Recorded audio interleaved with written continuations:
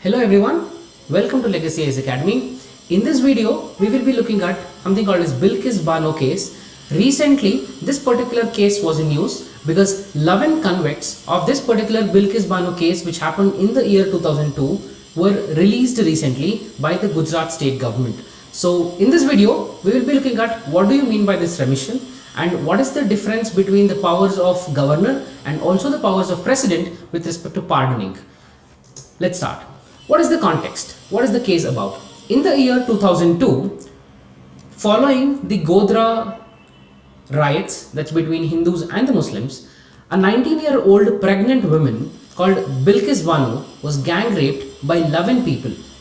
And this particular case went to the CBI, and in the year 2008, CBI Special Court gave a judgment and sentenced these people for the lifetime sentence, which means throughout their life they have to be in the prison. So this was the case, this was the judgment by the CBI Special Court in the year 2008.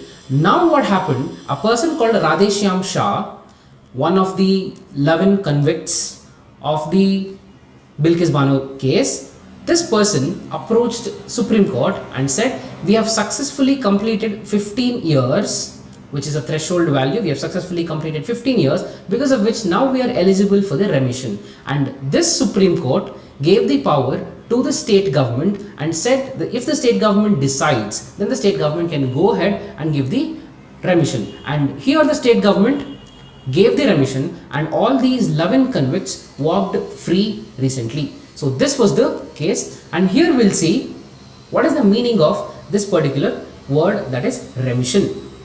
Okay, the remission means if at all, let's take the example, a person is given lifetime sentence. Okay, if a person is given lifetime sentence, if we say that he is being remitted, okay, he is being remitted, then his time period of the sentence is reduced. Okay, here you can see the 11 convicts, they were given lifetime sentence, and because of the remission, their sentence reduced to 15 years. So this is called as remission. It's a policy in India that, considering various factors like behavior, age, antecedents, health, the sentence duration can be reduced without altering the nature of the sentence, which means the duration of the sentence, if it is for 20 years, the Supreme Court can make it 10 years or 15 years without changing the nature of the sentence. So it is just the duration that gets reduced. This is called as remission. And who is eligible or who is empowered in India to grant these remissions? There are two people in India. The constitutional position of governor and also the president are empowered to remit the convicts. Under the Article 72 of the Constitution, President has the power. Under the Article 161 of the Constitution, Governor has the power for remittances. Okay, and these provisions, as the prison is in the concurrent list, as the prison which is a subject in the concurrent list, state government also has the provision in order to give remittances, and this provision was used in the Bilkis Bano remission of these 11 convicts that happened recently, where the Gujarat state government was empowered by the Supreme Court in order to take decisions. There were two regulations recently, that is one in the year 2012 and one more in the year 2014, because of which this remission that's given to these 11 convicts is being questioned.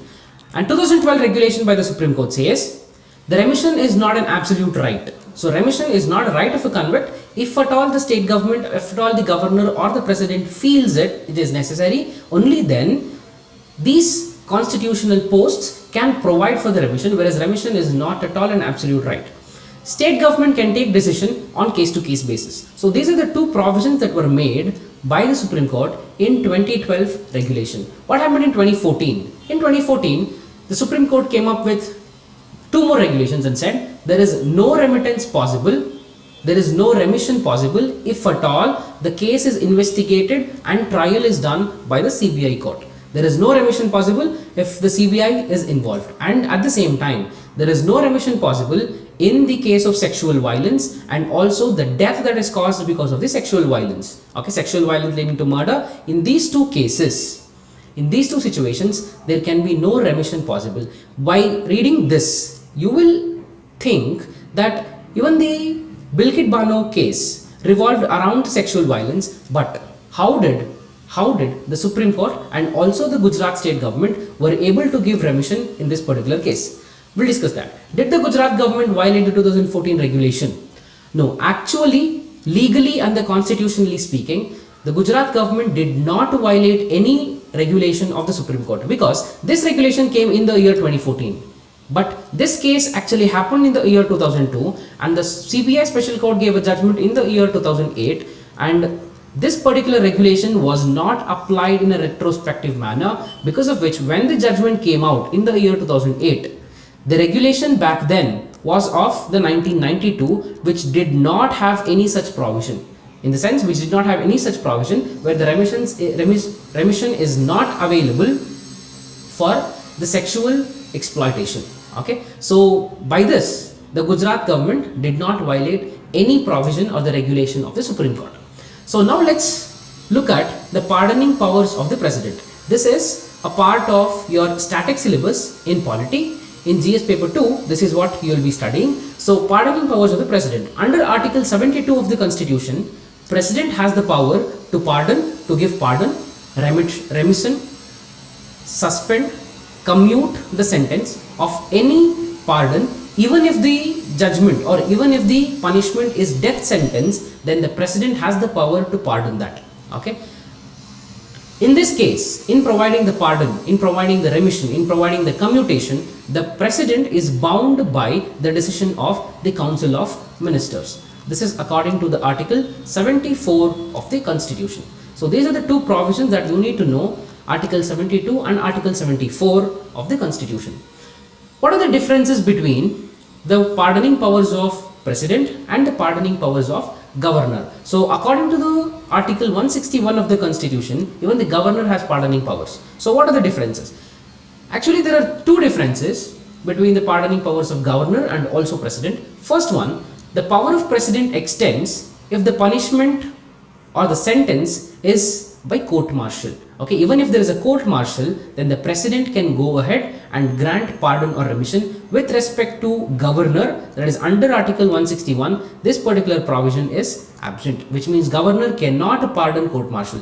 And the second important difference was the president can grant pardon in all the cases, including the cases of death sentence. Okay, whereas under Article 161 of the Indian Constitution, the governor cannot grant pardon if the judgment is of death sentence. So these are the two important differences between the pardoning powers of governor and president.